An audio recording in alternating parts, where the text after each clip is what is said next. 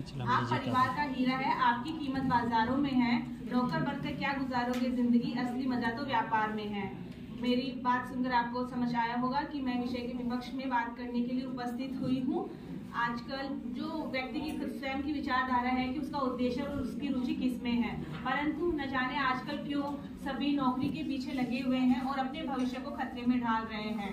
ऐसी नौकरी पाने के लिए, जिसको प्राप्त करने के लिए आपको परिवार से अलग तथा अकेले रहकर करना पड़ता है, और जब हम मिल जाए तो भी आपको अपने परिवार के साथ रहने का मौका नहीं दिया जाता है। परंतु जब ये दौर आया है, जब स्टार्टअप्स को एक नई पहचान मिली है, तो हमें इसमें अपना योगदान देना चाहिए। मैं मेरे प्रतिपक्षी को बताना चाहती हूँ कि जिंदा रहना जरूरी, जिंदा दिखना जरूरी नहीं, जिंदा रहना जरूरी होता है।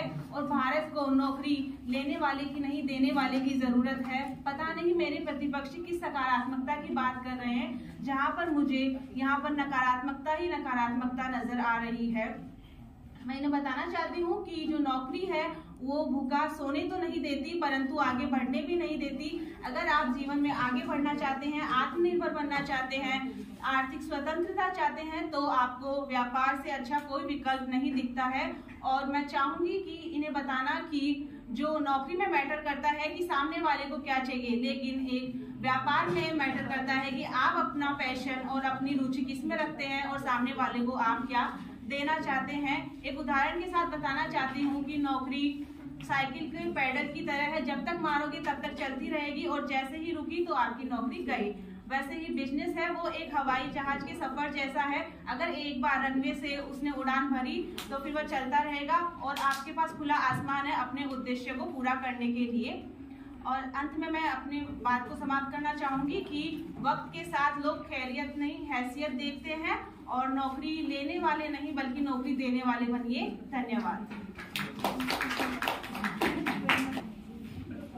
मैं अपने प्रतिवादी से सवाल करना चाहूंगा। भारतीय अर्थव्यवस्था एक संक्रमण के दौर से गुजर रही, तो क्या गारंटी है कि एक उद्यमी सफल होगा? अगर देखा जाए तो अर्थव्यवस्था को बढ़ाने का काम भी हमारे व्यापारियों ने ही किया है। अभी स्टार्टअप इतने बने हैं, और अभी आप देख सकते हो कि G20 भारत का अमृत महोत्सव मनाया जा रहा है, तो उसमें जो मीटिंग हुई थी उसमें व्यापारियों ने अपना योगदान दिया था। और इससे पहले भी भारत की अर्थव्यवस्था हमें दिखती है, और अभी की अगर हम कंपेयर करें तो हमें फर्क साफ नजर आता है। तो इसमें पता चलता है कि जो हमारा व्यापार है, जो हमारे व्यापारी है, उससे हमारी अर्थव्यवस्था बढ़ती है और यह बढ़ती ही रहेगी। तो हमें अपना योगदान इसमें देना चाहिए।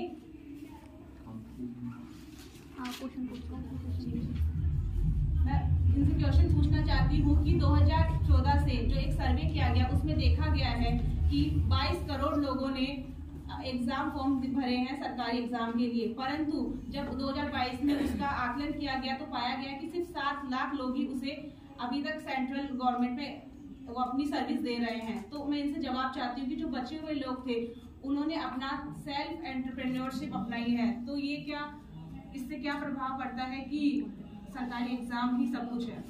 सर्वप्रथम मैं कहना चाहूंगा कि नौकरी से तात्पर्य सिर्फ सरकारी नौकरी से नहीं है, और दूसरा इकोनॉमिक्स टाइम के सर्वे के मुताबिक मात्र 20% स्टार्टअप ही 5 वर्ष से अधिक टिक पाते हैं। तो ये कोई सुनिश्चित नहीं है कि स्टार्टअप में बेहतर जीवन एवं बेहतर विकल्प उपलब्ध है।